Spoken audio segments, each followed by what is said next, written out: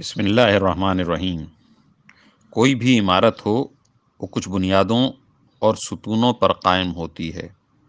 اور اسی وقت تک مضبوط رہ سکتی ہے جب تک کہ اس کے یہ ستون اور بنیادیں نہایت مضبوط اور مستحکم ہوں۔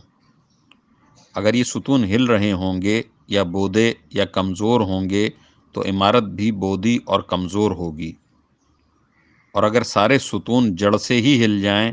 اور بوسیدہ ہو کر گرنے لگیں تو عمارت قائم نہیں رہ سکے گی، دھڑام سے زمین پر آ رہے گی۔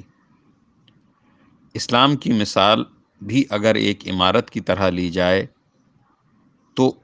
اس کے 5 ستون ہیں جن پر یہ عمارت قائم ہے۔ ان ستونوں کو ارکان اسلام کہا جاتا ہے۔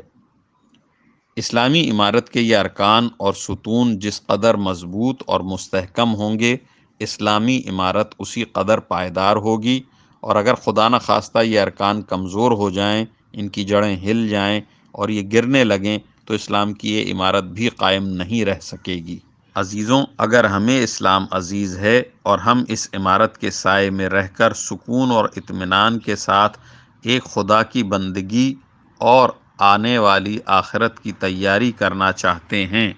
اور یہ پاکیزہ آرزو رکھتے ہیں کہ خدا کے سارے ہی بندے اس عمارت کی پناہ میں آ کر کفر و شرک کے خطرات سے محفوظ ہوں اور خدا کے پسندیدہ بندے بن کر زندگی گزاریں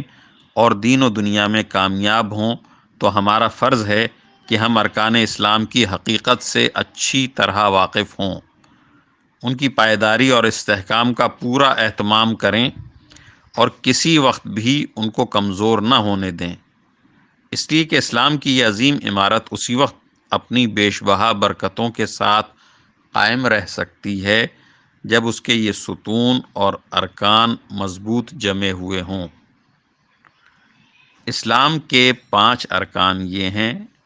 کلمہ طیبہ یعنی کفر و شرک کے عقائد سے اجتناب اور اسلامی عقائد پر ایمان، نماز کی اقامت، زکوٰۃ کی ادائیگی، رمضان کے روزے، بیت اللہ کا حج۔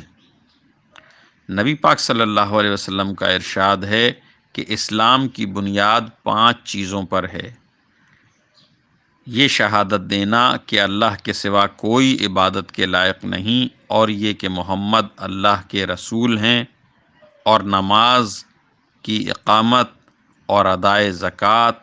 اور رمضان کے روزے اور بیت اللہ کا حج۔